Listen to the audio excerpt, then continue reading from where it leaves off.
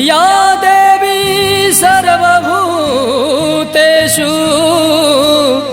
शक्तिरूपेण संस्थिता नमस्तस्यै नमस्तस्यै नमस्तस्यै नमो नमः।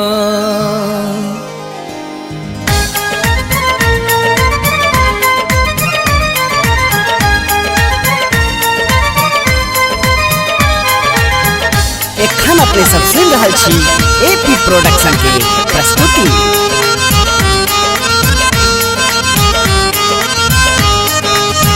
हे दुर्गा मैया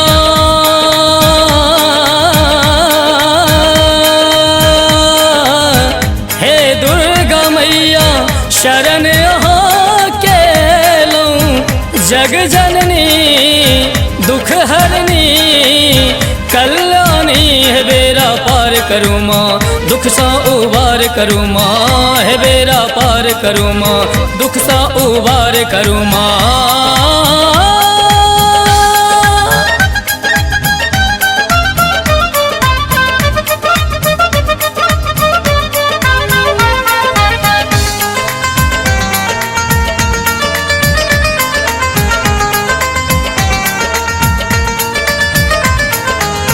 जग के पालन अहाँ करै छी हमरा पर नहीं ध्यान दै छी।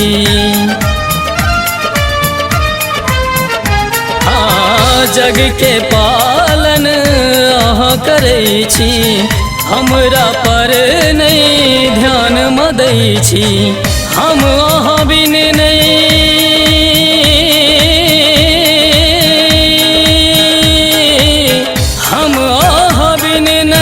रहबै है माँ दुर्गा जग जननी कल्याणी अम्बे रानी है बेरा पार करूँ माँ दुख सा उबार करूँ माँ है बेरा पार करूँ माँ दुख सा उबार करूँ माँ।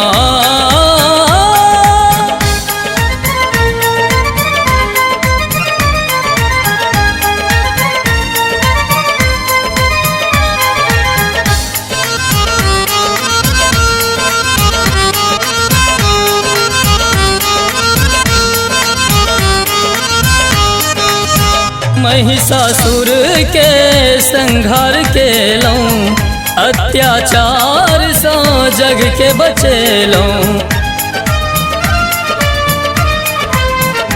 हाँ महिषासुर के संहार के लूं अत्याचार सा जग के बचेलूं।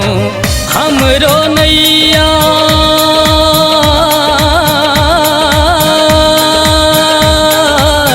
हमरो नैया पार करो है मैया दुख हरनी कल्याणी जग जननी है बेरा पार करूँ माँ दुख सा उबार करूँ माँ है बेरा पार करूँ माँ दुख सा उबार करूँ माँ।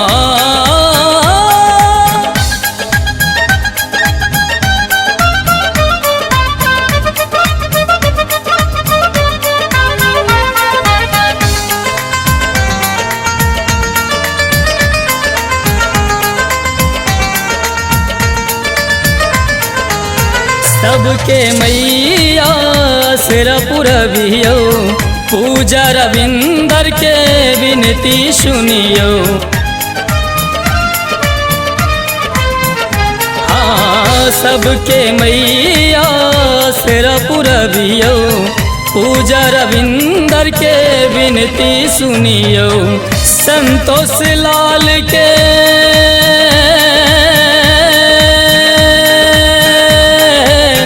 संतोष लाल के अर्जी सुनियो है जननी दुख हरनी कल्याणी जग जननी है बेरा पार करूँ माँ दुख सा उबार करूँ माँ है बेरा पार करूँ माँ दुख सा उबार करूँ माँ है बेरा पार करूँ माँ दुख सा उबार करूँ माँ।